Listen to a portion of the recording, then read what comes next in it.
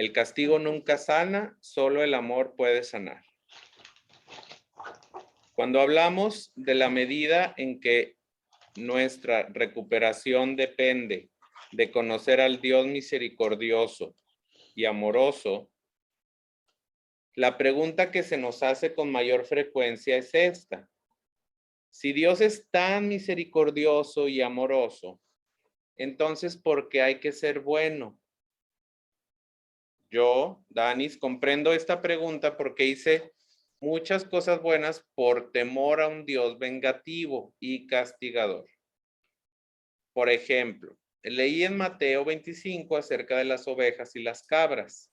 Interpreté este pasaje literalmente y pensé que puesto que las ovejas van al paraíso y las cabras al infierno, quería asegurarme de ser una oveja. Entonces díganme ustedes aquí a Denis, ¿qué lo estaba motivando a irse al cielo? El miedo. El miedo, exactamente. Entonces, Sí, el temor, pues es el castigo. temor. Es como si yo le dijera, o sus hijos, o sobrinos, o algún familiar querido se acercara a ustedes a darles un abrazo, por miedo a que si no se lo dan, los van a castigar, o no le van a dar de comer, o lo que sea, en vez de por amor. O sea, así de ilógico es a veces, y nos pasa a todos en nuestra relación con Dios. Buscamos el ser bueno no por amor, sino por miedo a ser castigados. Es muy diferente, ¿no? De manera que por miedo y como buena oveja, hice muchas cosas buenas, como visitar enfermos, alimentar a los hambrientos. Es decir, no dudamos que estas sean buenas acciones y que es necesario hacerlas. Lo que hay que revisar son las motivaciones. Pero cuando cambió mi imagen de Dios, hice todavía más cosas buenas y las hice con más amor. Es decir, no quiere decir que lo que hacemos por miedo no esté tampoco envuelto por amor. Pues están las mezclas de las emociones. Realizamos las acciones más amorosas por los que amamos más, no por los que tememos más. Hago más por Sheila y Matt que por cualquier otra persona. Podemos asustar a las personas para que cambien su conducta por medio del temor al infierno o el miedo a perder el amor. De hecho, en ocasiones el temor puede haber sido utilizado para una emergencia.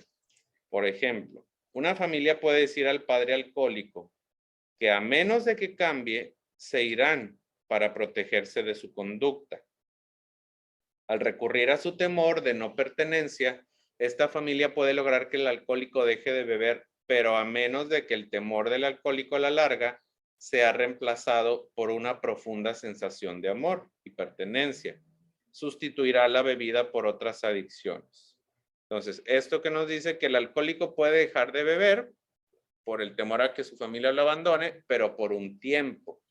Si ese temor no lo sustituye por sentirse amado y pertenecido, pues en algún momento va a volver a tomar. Y otras adicciones. El círculo, ¿no? Por medio del temor, podemos cambiar temporalmente la conducta de una persona, temporalmente, pero solo el amor y la pertenencia pueden cambiar definitivamente a esa persona. Y una pregunta, y me gustaría que la anotaran, que nos podríamos hacer aquí, es ¿en qué momentos y experiencias de mi vida me he sentido amado o amada? ¿En qué momentos o experiencias de mi vida me he sentido amado o amada? Es una pregunta para que la respondan durante esta semana.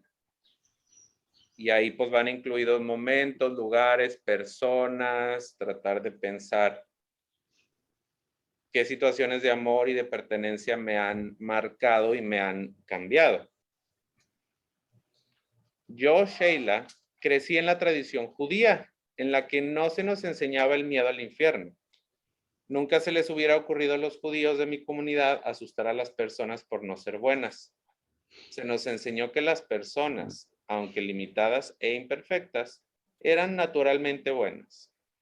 Si hacían algo que no era bueno, era solo porque estaban lastimadas y asustadas. Sabíamos que esas personas asustadas necesitaban algo que no fuera precisamente más temor, sino más amor y atención de todos nosotros.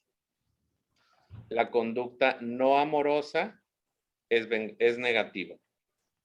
Lo que la sana amorosamente es el amor, no el temor.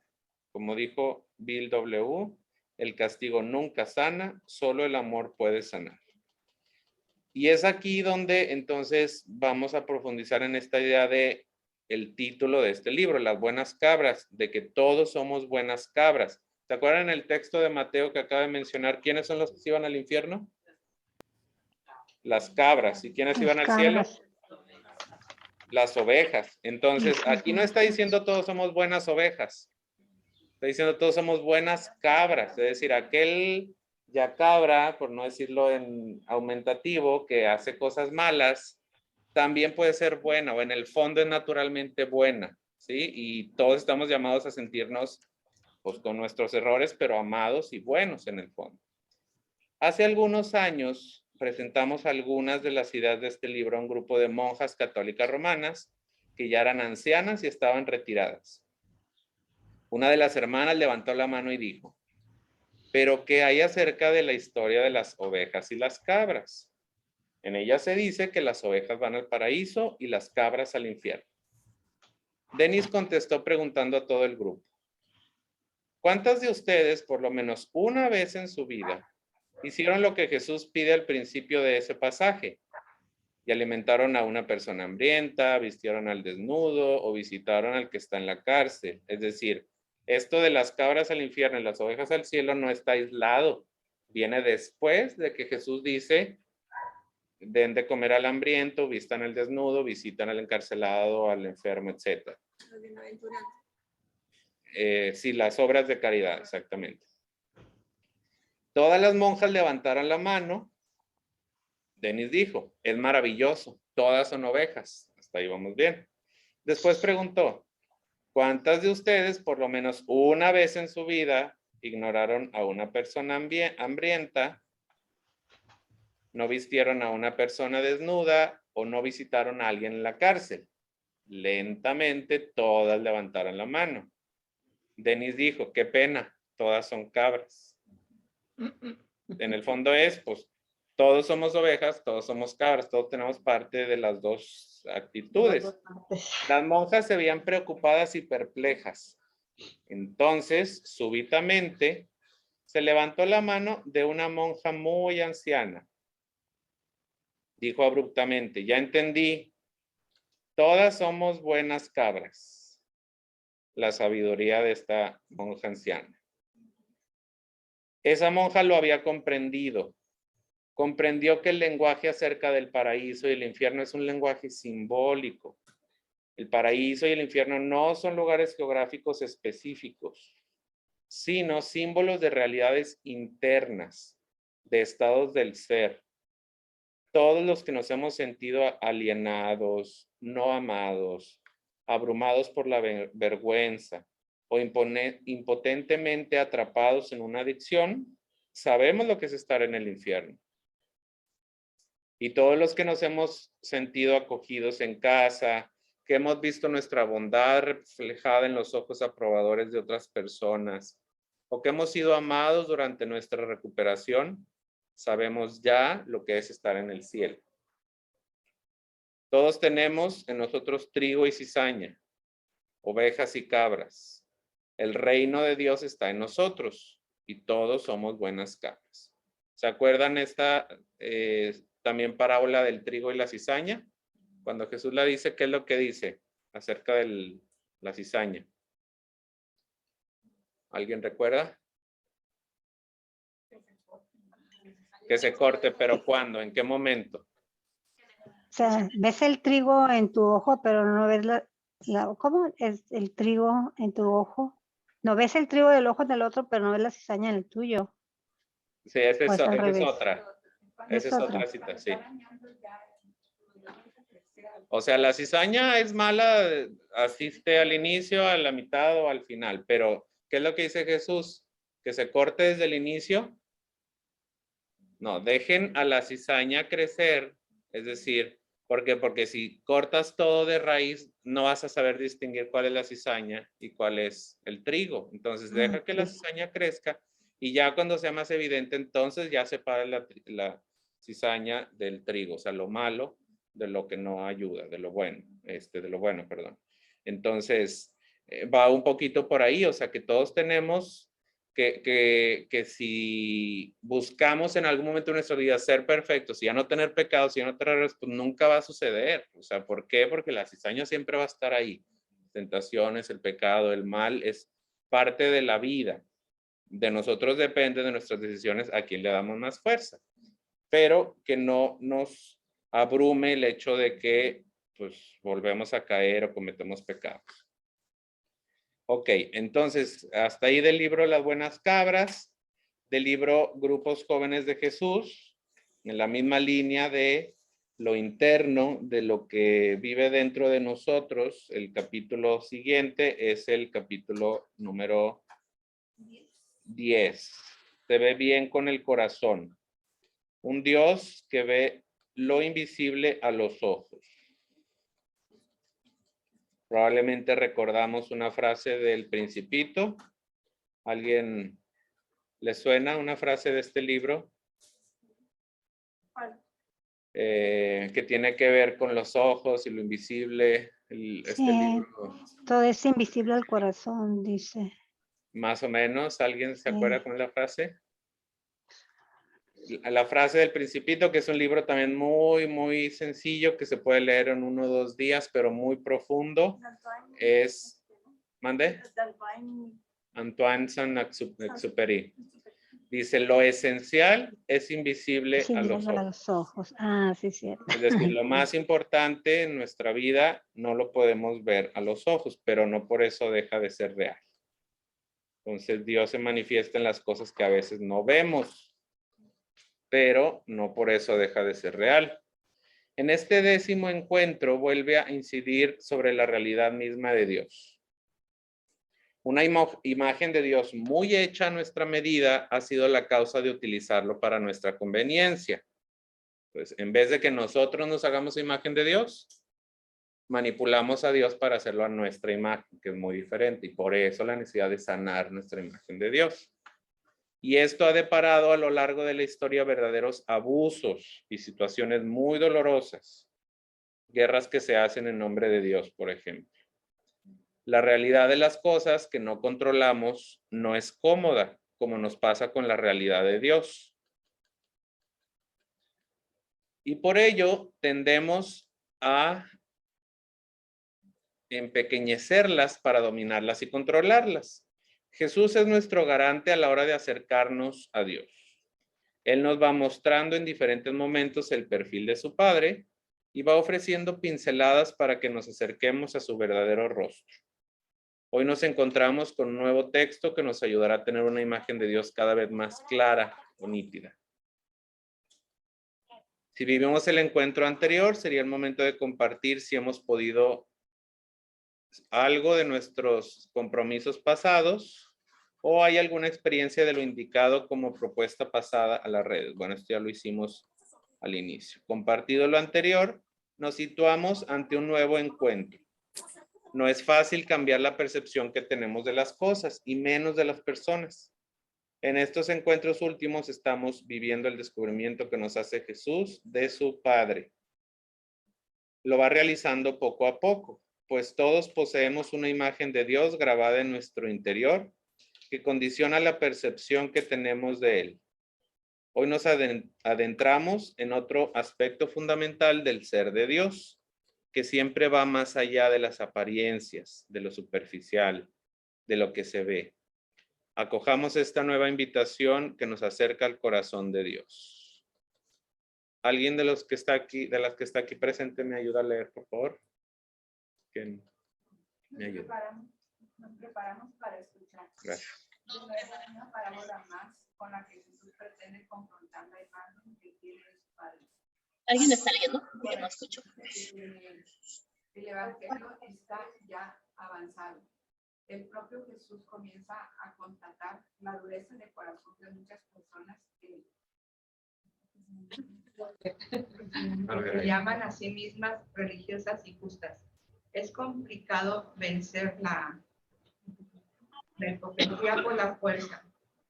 Por eso Jesús busca imágenes que contrasten que contrasten, que hagan replantear la certeza que cada uno maneja. No es agresivo, pero es muy claro. No busca el enfrentamiento, pero no rehúye el problema. Es importante considerar que esta manera de hablar y obrar de Jesús significó su condena a muerte. Defender la verdad, o mejor exponerla, le costó la vida. Por eso, escuchar estos textos es algo más que leer un cuentecito moral o una historia piadosa. Esto nos puede ayudar a acercarnos a la profundidad y vitalidad de estos textos. Gracias. Leemos el texto evangélico tras lo compartido y nos ponemos en situación. Del Evangelio de Lucas: a unos que presumían de ser justos y despreciaban a los demás, les dijo esta parábola. Por ejemplo, aquí, estos que presumen de ser justos y desprecian a los demás, ¿qué concepción tendrán de sí mismos? ¿Como cabras o como ovejas?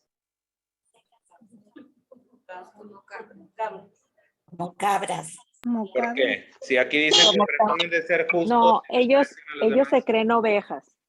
Exactamente, ellos se creen de los buenos. O sea, yo soy oveja porque he cumplido toda la ley y soy servicial y doy la limosna y todo eso, y los demás no. Es decir, me creo una oveja, pero de creerse oveja a serlo ensimismado. realmente hay diferencia. Entonces Jesús a estas personas que se creen ovejas y desprecian a los demás porque no son como ellos, les dijo esta parábola. 2 hombres subieron al templo a orar. Uno era fariseo y el otro recaudador de impuestos. Recuerden, el recaudador de impuestos era considerado un traidor para su gente, un pecador, un pagano. Y el fariseo era como el que cumplía más la ley, una persona consagrada a Dios, que era pulcro, que según esto no tenía pecados. Así se concebían ellos. El fariseo, erguido, hacía esta oración: Dios mío, te doy gracias porque no soy como los demás, ladrones, injustos, adúlteros, ni como ese publicano, el recaudador. Ayuno 2 veces por semana, pago los diezmos de todo lo que poseo. Por su parte, el recaudador, manteniéndose a distancia, no se atrevía ni siquiera a levantar los ojos al cielo, sino que se golpeaba el pecho diciendo: Dios mío, ten compasión de mí, que soy pecador. Os digo que es decir, el publicano, el recaudador de impuestos, el que era considerado traidor, bajó a su casa justificado por Dios, es decir, unido a Dios, y el otro no, el que se creía mejor que los demás. Un fariseo y un publicano. Quizá ayude más a decir un estudiante de medicina y un estudiante de magisterio. O pongan aquí la comparación que quieran ustedes de las actuales profesiones o estudios o lo que sea. Un ingeniero, un doctor o un ingeniero en astronáutica y un barrendero. O una ama de casa o lo que sea que a ustedes les parezca contrastante, en imagen al menos. O cabrían muchas más parejas que cada cual puede imaginar. Pero en todo caso es interesante situarnos en uno y otro lado para poder vivir bien este encuentro.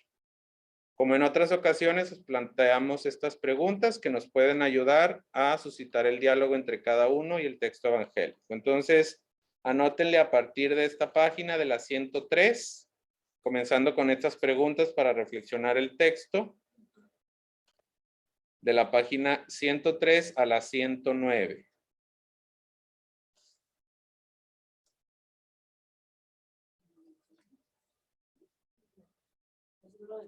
Del libro de Grupos Jóvenes de Jesús. El capítulo 10 del Grupo Jóvenes de Jesús, 103 a 109.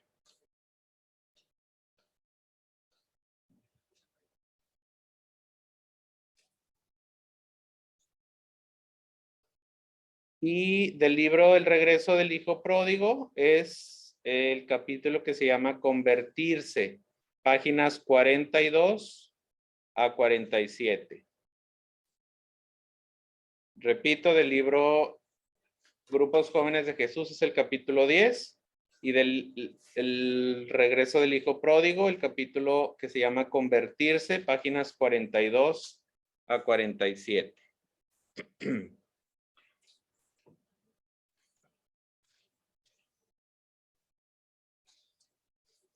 ¿Y del virtual es igual? Ese es el virtual. Las páginas que le estoy dando es el virtual. Ah, ok, gracias. No sé si me puede decir, Marta, del libro físico. 131 a la 145. Del libro físico es de la 131 a 145. Gracias.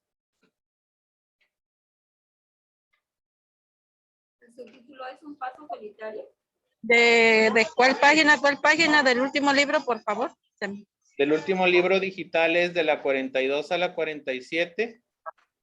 ¿Y del físico? Físico 131 a 145, que se llama Convertirse. Ok, muchas gracias. De nada. ¿Y tiene otro subtítulo? Sí, es un paso solitario. ¿Sí? Es el primer subtítulo, pero el capítulo así se llama. Ah, ok. Convertirse en el Padre y luego llegar. Muy bien. Ok, gracias. Convertirse en el Padre, ¿es el título? Sí, convertirse en el Padre, exacto. El título completo es Convertirse en el Padre. Y ya por último, un aviso que les mandé por WhatsApp o correo, no sé si todo el mundo vio, es que el 9 de abril es la clausura, vamos a retomar las clausuras después de toda la pandemia, clausuras presenciales. Están todas y todos invitados, aunque sea virtuales. A ver. ¿Ahí me escucha bien, Perla? Ok. Está todo el mundo invitada a venir. Pues yo en lo personal tampoco me ha tocado, entonces va a ser mi primera vez. Entonces, quien no haya estado en alguna clausura, pues sí va a ser padre que pueda asistir. Es exposiciones de los talleres y hay comida y es un momento así muy agradable también de cierre.